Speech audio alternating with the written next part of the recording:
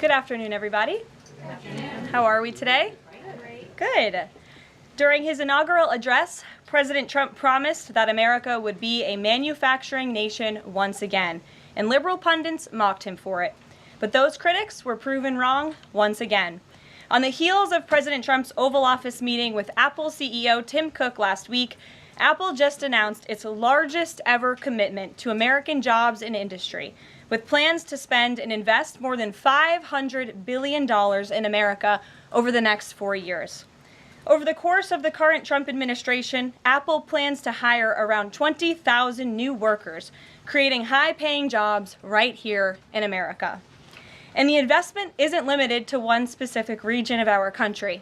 Apple teams and facilities will expand all over our country in Arizona, California, Iowa, Nevada, North Carolina, Michigan, Oregon, Texas, and Washington. With President Trump in charge, America is open for business. Apple CEO Tim Cook said it best in the company's announcement: "We are bullish on the future of American innovation." On top of this incredible Apple announcement, President Trump already announced more than $1 trillion in pledged investments into the United States. And on another important note that the American people entrusted President Trump to fulfill, this administration's efforts to seal the border continue to prove extraordinarily successful.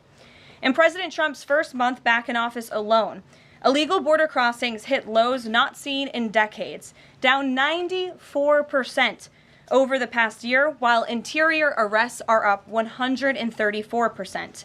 And this past Saturday, this is a significant statistic that I wanted to share with all of you, there were only 220 illegal border crossings on Saturday. This is a 15-year low. Think about that in comparison to the amount of illegal border crossings we saw under the previous administration. Fox recently reported that a San Diego migrant shelter is closing its doors after saying they have not received new asylum-seeking families or individuals since January 20th. We all know what happened on January 20th, don't we? And yesterday, New York City Mayor Eric Adams announced that the massive Roosevelt Hotel migrant shelter in Manhattan will shut down in the next few months. We're also seeing a reverse migration effect. There are now verified reports from the Associated Press of migrants abandoning their journey to the United States and heading back home. This is the first time the Border Patrol has received these reports since 2020, during President Trump's first term.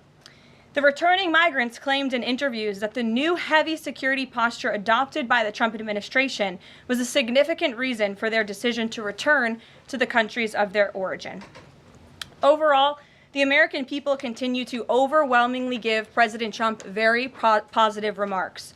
Nearly every one of President Trump's policy initiatives are receiving strong majority support, and I have noted that in every briefing since Inauguration Day. 81% of Americans support deporting illegal migrant criminals from our nation's interior. 76% of Americans support the DOJ-led efforts of a full-scale investigation to find and eliminate fraud and waste in government expenditures. Again, this is from a Harvard-Harris poll, a very legitimate pollster. 76% of Americans support closing the border. 69% of Americans support President Trump's common-sense efforts to ban men from women's sports. As you all know, we celebrated that executive order at the White House a couple of weeks ago.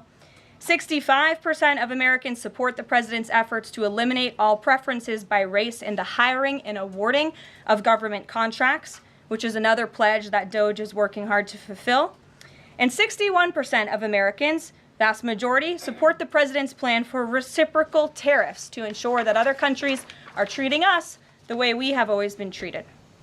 Despite what many Democrats and media members want you to believe, the Trump agenda is not only necessary, but it is overwhelmingly popular. Why? Because it's driven by common sense.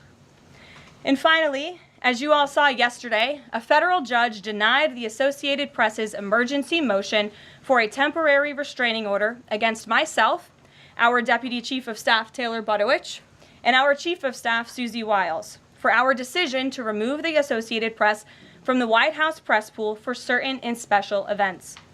The judge's ruling, upholding our decision to deny the Associated Press such privileged access, reinforces the truth. And it reiterates what I said from this podium last week when that suit was filed.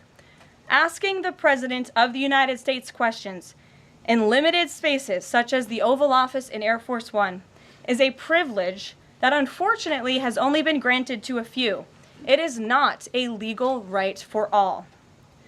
The Trump administration has already proven to be the most transparent ever, and this president, the most accessible in history. This is evidenced by President Trump's daily press conferences in the Oval Office, where he takes many questions from the journalists who have the honor and privilege of standing before the beautiful, resolute desk. The president and this entire White House are committed to ensuring the American people continue to receive this same level of historic transparency, access, and visibility. In fact, we want to double down and give even greater access to the American people. We want more outlets and new outlets to have a chance to take part in the press pool, to cover this administration's unprecedented achievements up close, front and center. As you all know, for decades, a group of DC-based journalists, the White House Correspondents Association, has long dictated which journalists get to ask questions of the President of the United States in these most intimate spaces. Not anymore. I am proud to announce that we are going to give the power back to the people who read your papers, who watch your television shows, and who listen to your radio stations. Moving forward, the White House press pool will be determined by the White House press team. Legacy outlets who have participated in the press pool for decades will still be allowed to join, fear not, but we will also be offering the privilege to well-deserving outlets who have never been allowed to share in this awesome responsibility. Just like we added a new media seat in this briefing room, legacy media outlets who have been here for years will still participate in the pool, but new voices are going to be welcomed in as well. As part of these changes, we will continue the rotation amongst the 5 major television networks to ensure the president's remarks are heard far and wide around this world. We will add additional streaming services which reach different audiences than traditional cable and broadcast.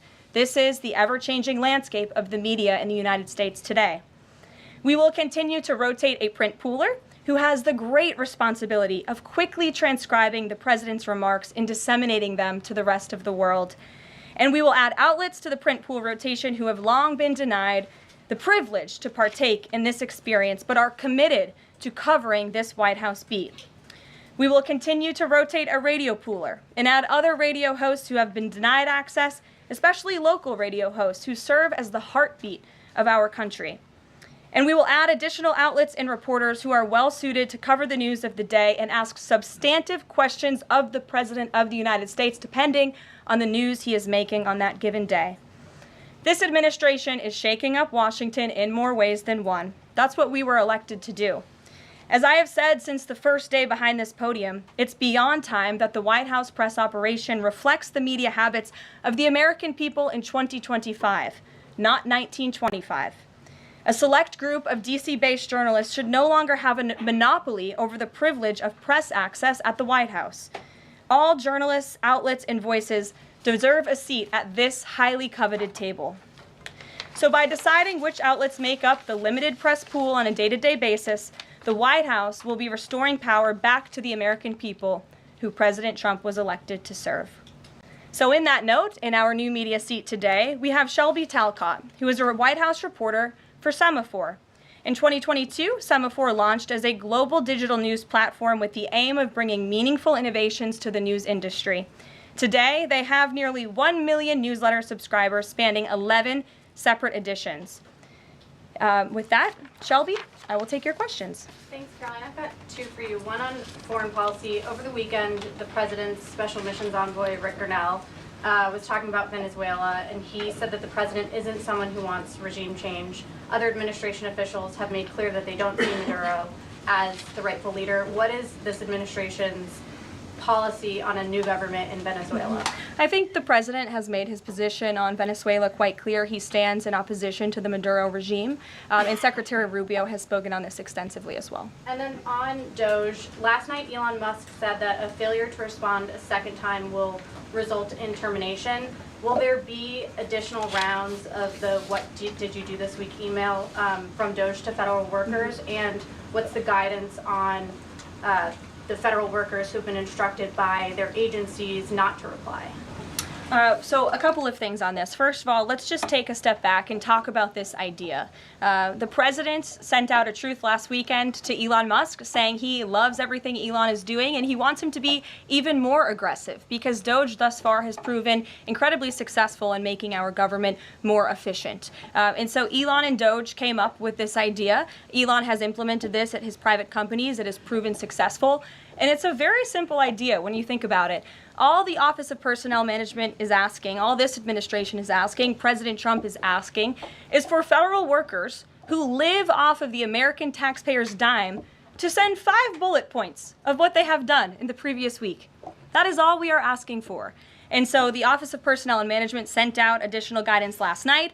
Those responses should be directed to agency leadership, and the president defers to his cabinet secretaries, who he's obviously entrusted to pursue the guidance relative to their specific workforce. And for some of the agencies that you've seen who have said, please don't send these emails, it's in their best interest for that specific agency, and the president supports that. And let me be very clear, the president and Elon, his entire cabinet are working as one unified team, and they are implementing these very common sense solutions. You're welcome. Jackie. Thank you. One follow-up on that question. So about the deadline, Alina Habba said that you have until tonight. Elon Musk said a failure to respond a second time would result in termination. So is that a real deadline? Should federal workers be looking to that guidance, or should they be looking to the agency heads? Like, what is the actual deadline? So again, the agency heads will determine the best practices for their employees at their specific agencies. Again, this was an idea that Elon come up with. DOJ worked with OPM to actually implement the idea, and the secretaries are responsible for their specific workforce. And this is true of the hirings and the firings that have taken place. And we advise federal workers, unless your agency has dictated you not to respond to this email. In fact, I can announce that we've had more than 1 million workers who have chosen to participate in this very simple task of, again, sending 5 bullet points to your direct supervisor or manager, CCing OPM. I actually participated in myself. It took me about a minute and a half to think of 5 things I did last week. I do 5 things in about 10 minutes, and all federal workers should be working at the same pace that President Trump is working and moving. We have a country to save, and we want this federal government to be responsive to the needs of the American people who re-elected this president to have historic, massive reform, and that's what the intention of this idea is. Can you clarify one thing, though? Because Elon Musk also said that a reason that they wanted this 5 things email was just to see if people are actually alive. Citing that there are some federal workers who might not even be alive.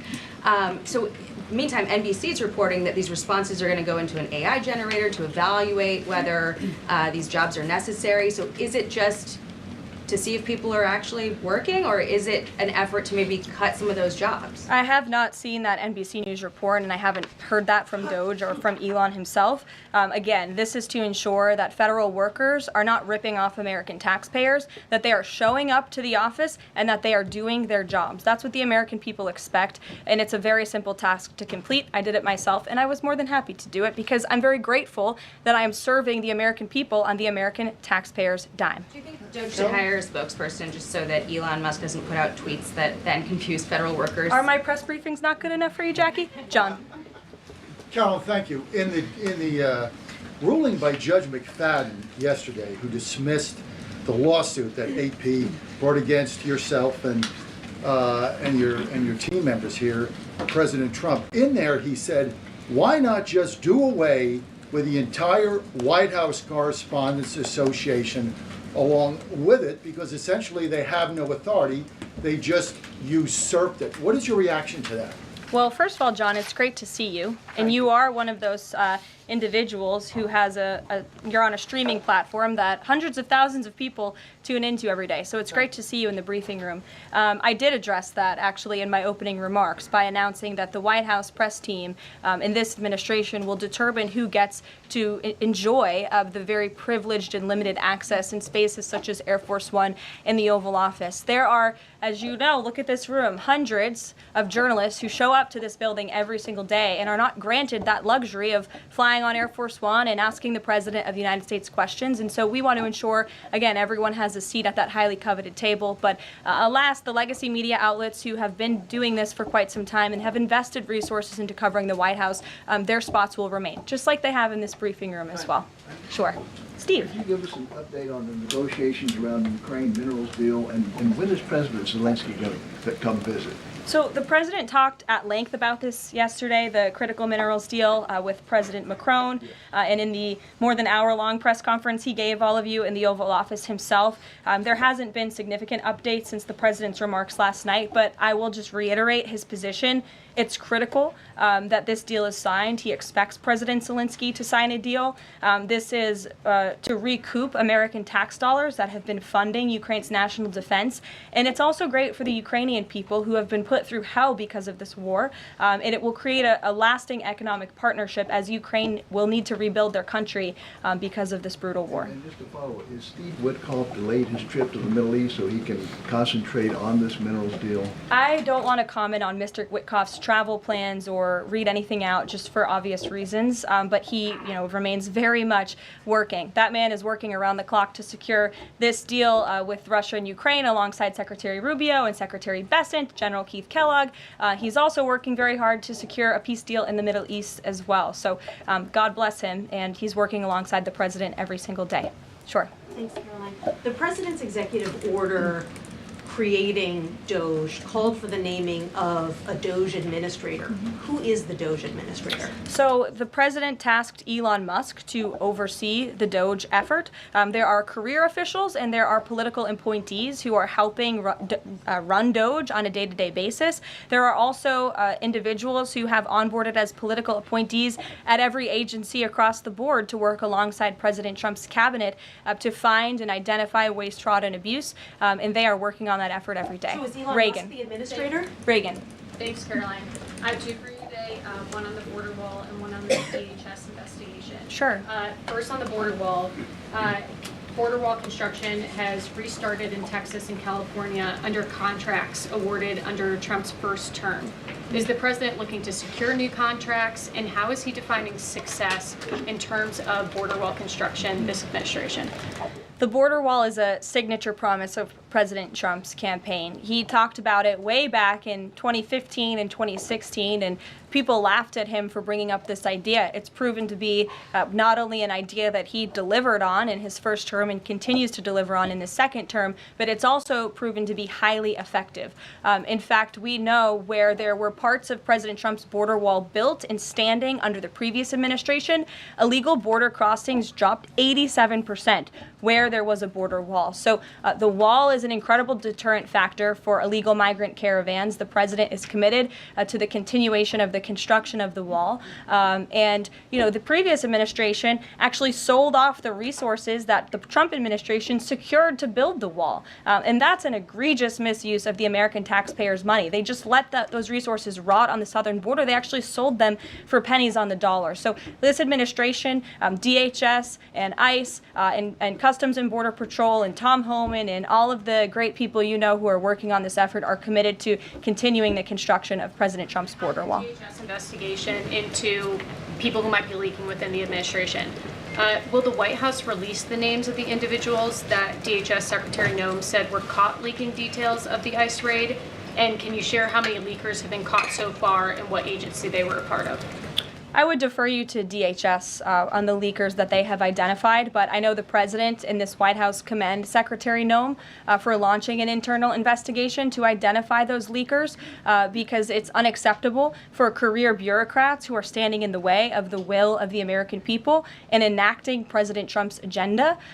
If they don't want to adhere to the will of the 77 million Americans who reelected President Trump, then they should go find another job. And if they continue to leak information, especially information that is critical to protecting Border Patrol agents and ICE agents who are out there doing jobs that not many people are willing to do, putting their lives on the line to protect our national security, then those individuals absolutely should be fired. And this administration is committed to finding them. Sure. Caroline, two questions for you. One related to Guantanamo Bay, the other to the White House Correspondents' Dinner. I wanted to get your response to some Washington Post reporting of the migrants who stayed over at Guantanamo Bay for the last 2 weeks. They told the Post they were rarely let outside. They were shackled and placed in what they described as cages and alleged that they were not treated as human beings. Does the White House have any response to those conditions? At Guantanamo Bay? It's a promise the president campaigned on, that if you invade our nation's borders, if you break our country's laws, and if then you further commit heinous, brutal crimes in the interior of our country, like raping and murdering innocent, law-abiding women and girls, and committing heinous acts of violence, then you are going to be deported from this country, and you may be held at Guantanamo Bay. These are criminals we are talking about. Don't forget that. Sure.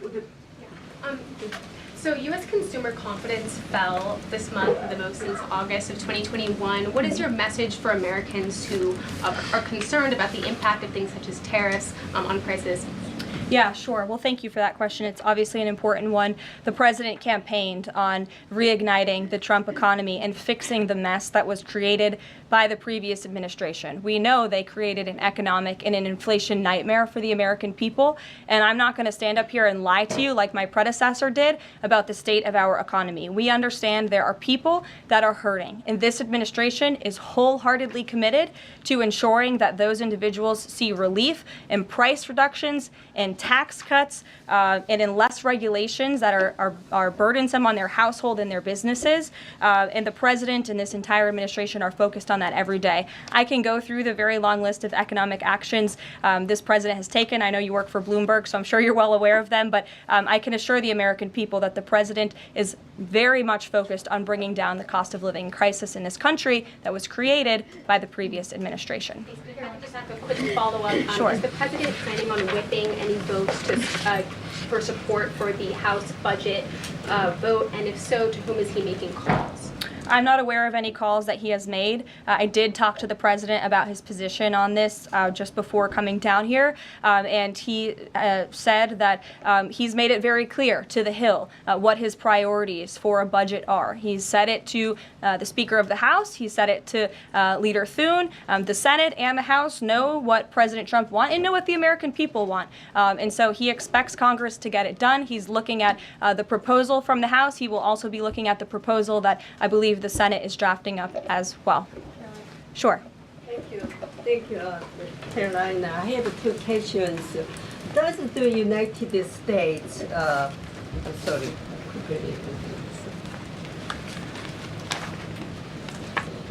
Well, why don't you identify your question and I'll come back to you. Sure, go ahead. So, what guarantee that Israel will withdraw from Lebanon soil after 2 weeks, as the ceasefire terms indicates? I'm not sure about the guarantee that you're referring to. I can tell you that this administration remains very much engaged. We know the deadline for the Phase 1 ceasefire is imminent. So Steve Witkoff, whom I mentioned earlier, and the president's administration and his team and the president himself remain very much engaged. We want to see the ceasefire continue, and the president has made it very clear he wants to see all of the hostages who have been held in captivity in Gaza returned home. Jeff. Carolyn, I was wondering if, is Elon Musk going to attend the president's first cabinet meeting tomorrow? He is, as a matter of fact. I spoke to the president about that before coming down here as well. And Elon, considering he is working alongside the president and our cabinet secretaries, this entire administration will be in attendance tomorrow just to talk about DOJ's efforts and how all of the cabinet secretaries are identifying waste, fraud, and abuse at their respective agencies. We look forward to the meeting tomorrow, and I think you'll be hearing from the president and his cabinet where they're on campus tomorrow. I hope you guys are excited. So some of those cabinet members were caught off guard by the email Nobody from was caught Saturday. off guard. A few departments said they were caught off guard. The FBI was, the DOJ was. Did anonymous sources say that, or did the cabinet secretary say that? The cabinet secretaries and others have said that they were not aware that this was happening. So I'm wondering, will there be a give and take tomorrow at the cabinet meeting? Is Elon Musk or the president open to any type of dialogue about who is actually in charge of the chain of command of these workers? I would reject the premise of your question, Jeff. The cabinet secretaries have not said that. I know anonymous sources, probably career bureaucrats, have leaked that to many of you in this room. But as I said at the beginning of this press conference, everybody is working as one team, and the president respects the decisions of his cabinet secretaries to tell their staff, not to respond to that email because they did so out of interests of national security, and they don't want to obviously risk confidential information. It's pretty common sense. Dasha. Musk has obviously been doing a lot of work. He's been working every day, and a lot of the time weekends. He is designated as a special government employee, which means that he can only work 130 days per year. Is the White House expecting him to limit his work to 130 days, or are you going to work around those rules? Do you want to see him extend beyond the 130 So today is February 25th, so I think we've been here about 35 days roughly. So ask me in another 100 days. Daniel. Caroline, thank you. You opened up with a major announcement from Apple, $500 billion, 20,000 jobs, doubling its advanced manufacturing fund. Yeah. What does that signal that such a global brand would make what it called its largest ever spend commitment just a month into President Trump's second term? What does that signal about his economic vision for the country? President Trump is a deal maker, and he has restored confidence in business leaders around this entire world. Apple is one of the largest companies on the face of the planet. They employ hundreds of thousands of Americans, but the president wants to see more Americans employed, more investments here in the United States of America. And this is another fulfillment of the president's campaign promises. I recall President Trump at his rallies on the campaign telling the world that if and when I am elected, America is going to be back, and we want your investments to be driven onshore. We want you to hire American workers, and you will have the lowest regulatory burden, the lowest tax cuts, and the president has already proven he's committed to slashing regulation. He's counting on Congress to implement those tax cuts. And so people are encouraged by the president's, again, as Tim Cook called it, they're bullish about American innovation because of the leadership of this president. And it's a stark contrast to the leadership of the previous administration, Joe Biden, who I don't think spent any time trying to recruit any investments or jobs here at home. Mary. We're hearing from some Republicans who are voicing concerns about how these cuts are being carried out. Congressman McCormick, a Republican from Georgia, tells us he's worried it's too rapid for real people to adapt to. And he says he's concerned that it could come off as discompassionate, in his words, that it could risk undercutting the strong message that he feels you're trying to send about the need to cut government waste. Well, I think that was one comment from one senator, and I think, as I cited in my opening remarks in the poll, the most important people are the American people, and 77% of Americans at home support a full investigation into the waste, fraud, and abuse that the federal government has been spending their tax dollars on. So that's the people the president cares about most, and that's why we're fulfilling this pledge. And again, it should come as no secret to anybody. The president campaigned on doing this. The president yesterday said if you don't respond to this email, you will be fired or semi-fired. What does he mean by that? Again, I've been asked to answer this question 3 times now. It is semi-fired. But it's in the memo. The president again has entrusted his cabinet secretaries to oversee their workforce. That's why he nominated them to be cabinet secretaries, and so federal workers can be directed to their agency leadership. Sure. Great, thanks, Caroline. I wanted to ask about a federal judge yesterday was saying that they didn't know who the DOJ administrator was and was asking the lawyer for the administration who it was, and the lawyer responded, I don't know the answer to that. Can you tell us who the administrator of DOJ is? Again, I've been asked and answered this question. Elon Musk is overseeing DOJ. No, Elon Musk is a special government employee, which I've also been asked and have answered that question as well. There are career officials at DOJ. There are political appointees at DOJ. I'm not going to reveal the name of that individual from this podium. I'm happy to follow up and provide that to you. But we've been incredibly transparent about the way that DOJ is working. John. The Republican budget. Thanks a lot, Caroline. Since your last briefing, there have been some personnel moves that have been announced by the president, and I wanted to ask you about them. One was the president replacing the chairman of the Joint Chiefs of Staff, General C.Q. Brown Jr. What was the reason for the president naming a replacement for General Brown? And then I'll follow up with another personnel announcement that's been made over the last few days. He thinks he's doing a bad job. and it's time for a shakeup at the Pentagon. They failed 7 audits in a row. The trust in our United States military amongst the war fighters is low. The president is shaking up the Pentagon and the Department of Defense, of course, with Secretary Hegseth leading, and he has the right to do that. It's actually quite common from administration to administration to do such a thing. The president, when he swore him in as the Chief of Staff for the Air Force, called him a great man and a great gentleman. Does he distance himself from the remarks that he made back in August of 2020? I think replacing him speaks for itself. And then James. There's one other one, if I'm sorry, thank you. On the FBI, the president also announced a new deputy director of the FBI, Dan Bongino. From what has been reported, and maybe this is not accurate reporting, you can tell me, the FBI director, Kash Patel, informed Republican senators that it would be an individual named as the deputy who was a special agent currently at the FBI, and of course Mr. Bongino is not. What was the reason for naming Mr. Bongino to this position, and was Mr. Patel not correct in making that assurance to those senators? I'm not sure if anybody in this room has listened to Mr. Bongino when he talks about the past corruption at the FBI, when he talks about his experience serving for the United States Secret Service. This is a man who loves his country and who has honorably served our country in ways that many people have not. He understands the depth of the corruption at these institutions, which the American people re-elected President Trump to shake up. And I think it's quite despicable to see many networks in this room who have had chyrons on their television screens labeling Mr. Bongino as a far-right podcaster. He is not. He is a former law enforcement agent. He is a former Secret Service agent who put his life on the line to protect this country, and that is why the President of the United States has entrusted him for this important role. He's also an outsider to this Washington swamp, and we often see that when outsiders are appointed to such coveted positions, a lot of people in this city get very, very nervous, and they should be, because Dan Bongino and Kash Patel and Attorney General Bondi are focused on rooting out the corruption at these agencies and ending the weaponization of government once and for all. I'd like to end with something. As you all know, you know what, James? I'm feeling generous. Go ahead. I will take it. Thank you, Caroline. Sure. I wanted to ask Don't make me regret this. I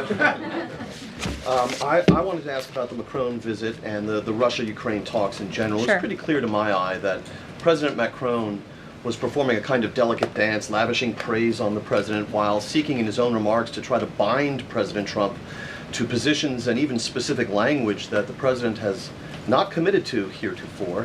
One of the most bracing comments from President Macron was when he said that the deal that President Trump is negotiating with the Russians must not be, quote, a surrender for Ukraine. All of the public points that we have heard from President Trump, from Secretary Hegseth, and from other administration officials talking about these negotiations have averred to, quite openly, to concessions from the Ukrainians that will have to be made. The minerals deal, the abandonment of their NATO ambitions, and other elements.